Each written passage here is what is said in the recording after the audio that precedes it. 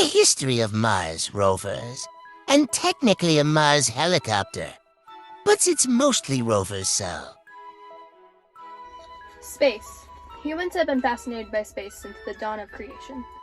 Some of the most important scientists, such as Isaac Newton, and of course... the science guy. Nope, not him. Sorry. I meant Galileo Galilei, the creator of the telescope. We have so many advancements in space exploration, so I'm going to talk about them, but I'm going to talk about mainly just the Mars rovers. Because that's the title of the video, so kind of have to. There have been 5 Mars rovers launched by NASA. The Sojourner, the Spirit, the Opportunity, the Curiosity, and the Perseverance, which are all kind of hard to spell for some reason. The first one was Sojourner. In 1997, NASA wanted to see if it was possible to control a vehicle with wheels on Mars. But during the 90s, NASA was dealing with budget cuts. NASA was putting all of their energy towards sending space shuttles to the International Space Station. So the Sojourner made somewhat cheaply, costing $25 million instead of the billions it had taken to build past probes. By the time they were done with the Sojourner, it was around the size of a larger microwave and weighed 35 pounds. It had 6 wheels that were spiked to help it move through the Martian terrain, a camera on the front and back so no one could see it, so it could see, 1 giant solar panel on the roof for energy, and a meteorologist mask to explore and discover more about the atmosphere and environment of Mars. But it wasn't just the rover. There was also the lander. The lander helped the rover safely land. It had batteries, a 360... What? Pages are It was basically a pyramid-shaped box that was made of panels and covered in airbags. The lander had a rechargeable battery of solar panels to charge and a camera to take pictures of the rover. Since the Sojourner was so low budget, the engineers didn't think it would work very well and die within a week of usage. Nonetheless, it launched and landed on Mars on July 4th, 1997, in the Aries Vallis, which according to NASA looked like a channel that was made due to a huge force of flood. It was made due to the force of a huge flood. Also, it was flat, so that's nice too, I guess. The Sojourner actually exceeded all of its very low expectations. It sent over 500 photos back to Earth and analyzed lots of rocks and dirt. And it lasted about 3 months before it stopped being able to send information. So that's a little bit longer than like a week, I think. Next was the Spirit and Opportunity, which both launched in 2003. After the great success of the Sojourner, NASA wanted to explore more of Mars. Next was the Spirit and Opportunity, which launched in 2003. After the great success of the Sojourner, NASA wanted to explore more of Mars. No. Moving on. There's lots of reasons that the Spirit and Opportunity are often set together. 1, they were launched in the same year.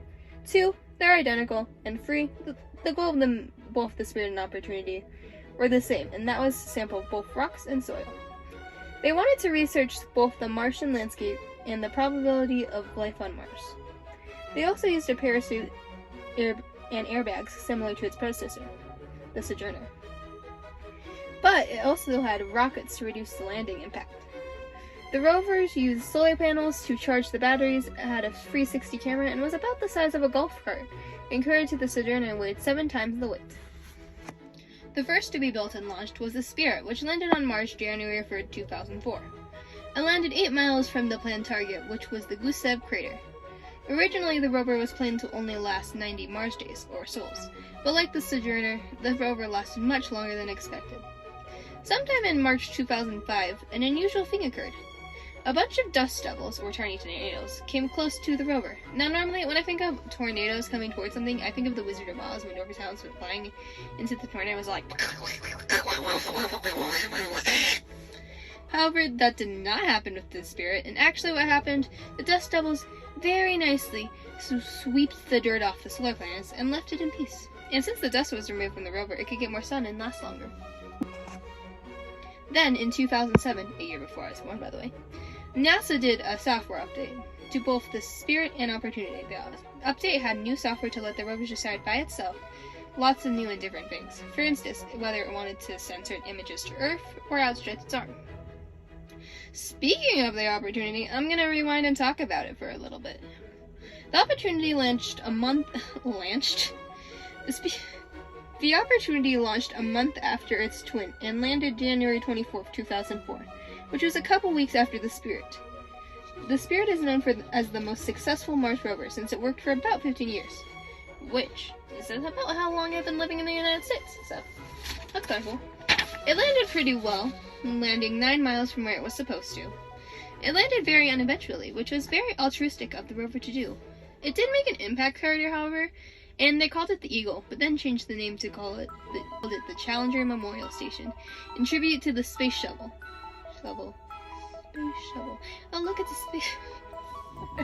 Imagine it just Space Shuttle. The rover did its job quite well, but later that year, the rover got stuck in the sand. But in June 2005, 6 weeks later, the controllers at NASA freed the rover. Yay! From 2005 to 2009, the rover observed and documented the Victoria crater, the Erebus crater, and the Marquette Island rock thing. I'm not quite sure what that is still. Before I continue to the 2010s, I must talk about the Spirit again. In May 2009, the rover got stuck on a huge plateau. And when I mean huge, I mean a really low one, in soft land. Despite NASA's effort, the rover was stuck. In November of the same year, the wheel stopped working and became a stationary science research center, which honestly is just a fancy way of saying, whoa, our rover just kind of broke and is paralyzed. And we still want to use it, but we want to sound like really smart and like sciencey while doing it.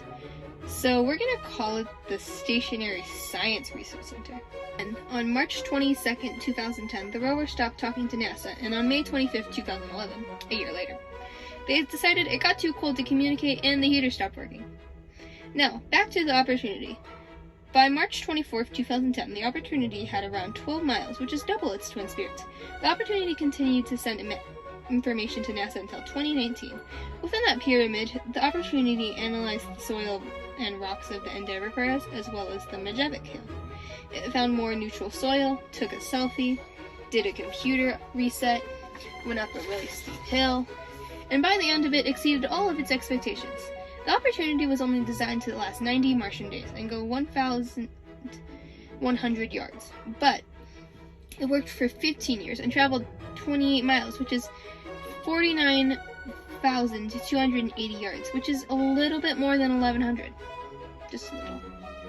2011, NASA launched the Curiosity rover, and on August 5th, 2012, the rover landed on Mars in the Gale crater. The Curiosity landed differently from the previous rovers. Instead of dropping the rover wrapped in airbags like it was a package, NASA devised a better system. The rover still used a parachute and rockets like the Opportunity and Spirit, but the rocket was part of its own system. The rocket gets to a certain point and hovers over the land while Strap lowers the rover. When the rover touches the ground, the rope is cut and the rocket flies away so it can crash right far, far away from the rover. The Curiosity is about the size of a small SUV and is 7 feet tall. 7 long arm that can place necessary science tools next to the rocks. It has 10 unique types of science instruments, a drill, 17 cameras, and a really cool laser. This laser can vaporize rocks and study rocks from a distance, and can also vaporize rocks. I still cannot get over that. That is so cool. Curiosity also uses nuclear energy source, so when the sandals get all musty, crusty, dusty, it can survive longer. It is designed to find rocks that are formed in water or have signs of life. Curiosity is still in use and has celebrated 10 years on Earth recently. I mean Mars, not Earth. It celebrated 10 years on Mars. It found sulfur, nitrogen, phosphorus, and carbons, which scientists say are essential for life. And finally, the newest rover, Perseverance. Perseverance was launched on July 30th, 2020, and landed on February 18th, 2021, in the Jurassic crater. It landed the same way the Curiosity landed, and uses nuclear power as well. But the Perseverance is more advanced, obviously. Its goal is to find signs of previous life from rocks and soil. Rover has been on Mars for 4 years, but that's not the only thing that went to Mars. The Perseverance helicopter hitchhiked on the way to Mars. It's the first controlled flight not on Earth. Honestly, it kind of sounds like a really big, expensive drone, but cooler and sciencier. And it also broke because its wing got all damaged. So as you can see, we're always making discoveries in space. At one time it was common to believe the Earth was the center of the universe, and now we have different tools to search for the habitability of different planets. Science continues to grow, even though it doesn't seem like it is. And as we grow and develop, so will our knowledge of space. And hopefully I'll get better at pronouncing things. Who knows?